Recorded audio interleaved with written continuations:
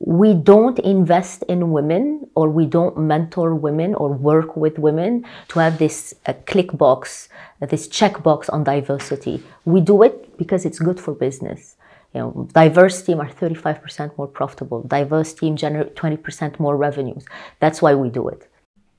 Personal branding is obviously very topical. Can you share a little bit about how personal branding is important to being a founder? When you're a founder, you need to go out and promote yourself. You need to go out and promote yourself to your clients, to the industry, to VCs. One of the easiest ways to do that is to be able to tell your story in a way that others can easily reshare it.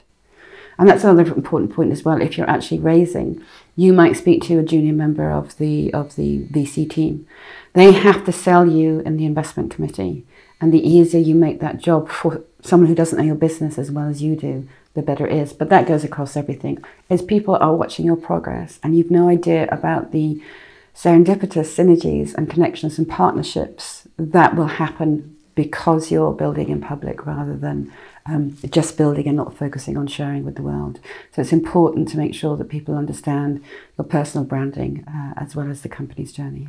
How you present yourself, how you present your business, you're basically selling yourself and your vision for the company.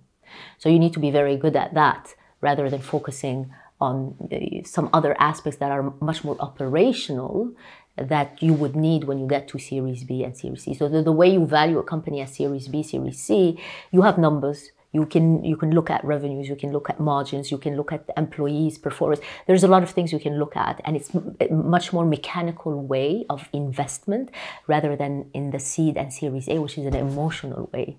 Right? People like you or don't like you. People trust you with their money or they don't trust you with their money. People trust you with your vision or they don't trust you with your vision. Can you tell me about a time that you faced some discrimination for your gender within the professional setting? I have faced too many times in my professional career where my gender has prevented me from getting the opportunities that I wanted to have.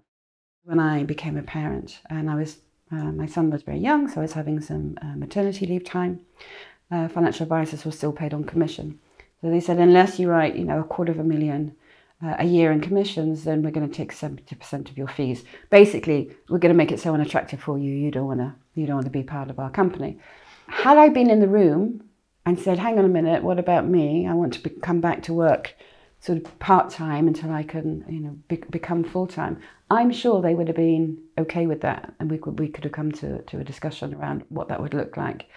So when we started working together, I always was of the view that women need to fit the mold, right? Let's make these women VC investable by making them fit into this mold.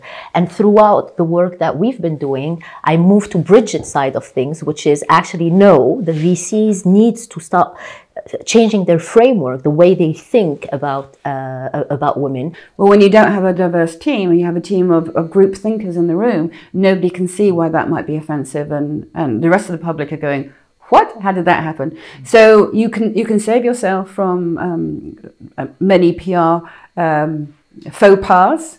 You have the opportunity to understand your client base and a larger range of the different client bases, what their issues are, what their concerns are, and then make sure that your solution is geared and tailored for that specifically. There are a lot of financial products that really are not tailored for a lot of people, and you can class some of that towards gender. And so the more diverse your team is, the more robust your team is, the more innovative they can be, and the greater opportunity of their networks being able to support you because they are more diverse networks. Let's not forget we're 50% of the population, if not 51%. Yeah. Let's not forget that. So we know better than a man what it is that we want or what it is that we need. Lastly, what advice would you give to a woman wanting to start her own business? The most important thing is to get your problem and your solution right. One problem, one solution. You're not going to solve all of the banking system in one go. You're not going to solve all AI in one go. You're not going to have 100 products in one go. And especially for VCs, it's great to have a big vision, but for VCs, if you disperse yourself on multiple products, on multiple revenue streams, you won't have the opportunity to grow one of them 100%. I think the important part for me is to understand, one, as a founder, going back to what Amber was saying, one problem, one solution. So you're building on that. You're aware of where to pivot, what's happening around you. You have some sense of the technology and how what you're doing fits into a wider world, but you don't get distracted.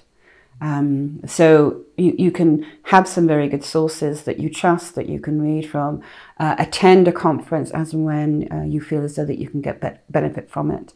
Never go to a conference unless you know what your key objectives are to make it worth your while. That's the other thing that I see a lot of new founders doing, is going out there and networking everywhere, but actually it doesn't bring in the value of what did it cost them to go to that conference or event versus what they could have been doing. Prepare yourself. Don't quit your job today.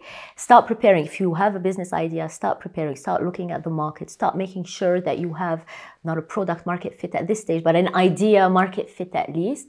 And remember that women only raise 1% of VC funding. Add to this the time variable. It becomes quite complicated. Make sure you have enough funding. Make sure you've already fine-tuned your idea. You've already run the market. You've already done the background work before quitting your job. That's for sure. The founder journey, no matter who you are, is difficult. You'll get so many no's.